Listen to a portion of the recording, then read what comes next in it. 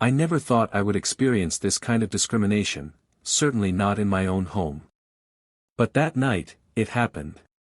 It was a normal evening, or so I thought. I had just finished a long shift at the hospital, where I'd performed 2 back-to-back surgeries.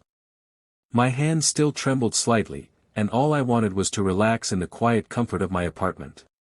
Before we continue, please subscribe to the channel and tell us where you are listening. Your support means everything. I had just settled on the couch with a book when I heard a knock at the door. Who could that be at this hour? I muttered to myself, expecting it to be a neighbor or perhaps the delivery man with my takeout. I opened the door, and there he was, Officer Brian Hughes. His uniform was crisp, and his expression was one of authority. I greeted him politely, but his eyes immediately scrutinized me from head to toe. "Ma'am, I need to ask you to step outside the house," he said, his voice cold, his tone firm. "Excuse me?" I asked, taken aback. I had no idea who this man was or what he was doing at my door. But I recognized his badge. He was an officer of the law. I said, "Step outside."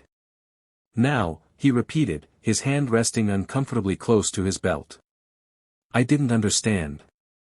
Was this some sort of misunderstanding? My mind raced. I hadn't done anything wrong. "Sir, I don't understand. I'm not leaving my home.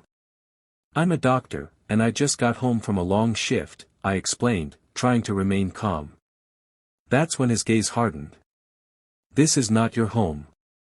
I've received a call about a disturbance. We need to check your ID, and you need to step out." It hit me like a slap in the face. He wasn't here for any reason other than to question my right to be here. My own home.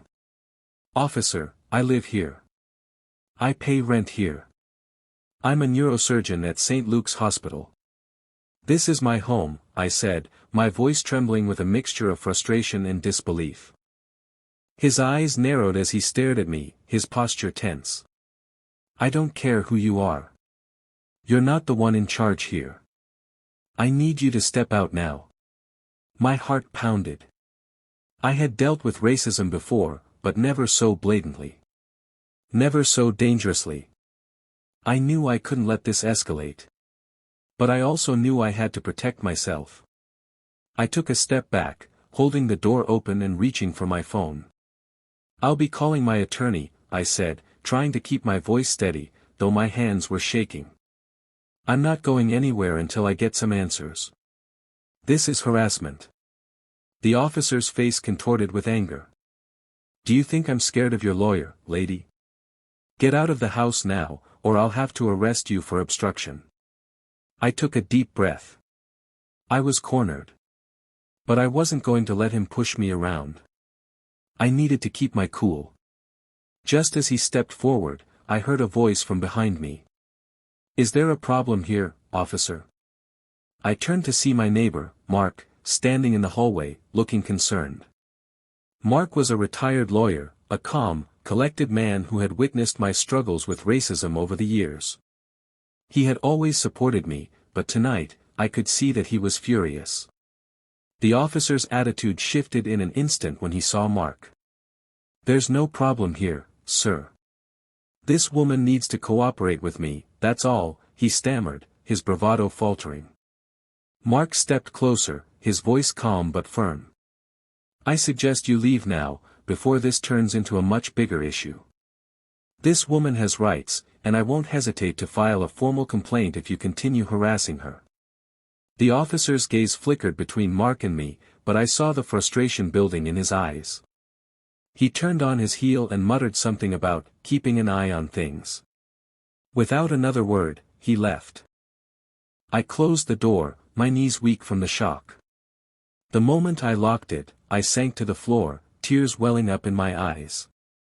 I had just been kicked out of my own home, by a man who didn't believe I belonged there. It was an experience I would never forget. But it didn't end there. The next day, the officer's actions became public. Word spread fast, and the community rallied behind me. My neighbors, colleagues, and even strangers from all over the city voiced their support. What had started as a single incident of racism quickly snowballed into something larger. People spoke out against the treatment I had endured, and a petition was launched to investigate the officer's behavior. Days later, I received a call from the police department. The officer, Brian Hughes, had been placed on administrative leave. After a thorough investigation, it was revealed that he had a history of racial profiling and was fired from his position. As I sat in my apartment, reflecting on the events of the past week, I felt a sense of justice. Not only had I stood my ground, but the truth had come out. Officer Hughes had been held accountable for his actions, and it felt like a victory, not just for me, but for every person who had ever faced discrimination. This experience taught me something valuable. While the fight against racism is long and difficult, we can always stand up for what's right. Justice may not come easily, but it does come. And when it does, it can change lives. Moral of the story. Racism still exists, but when we stand together and speak out against injustice, we can make a difference.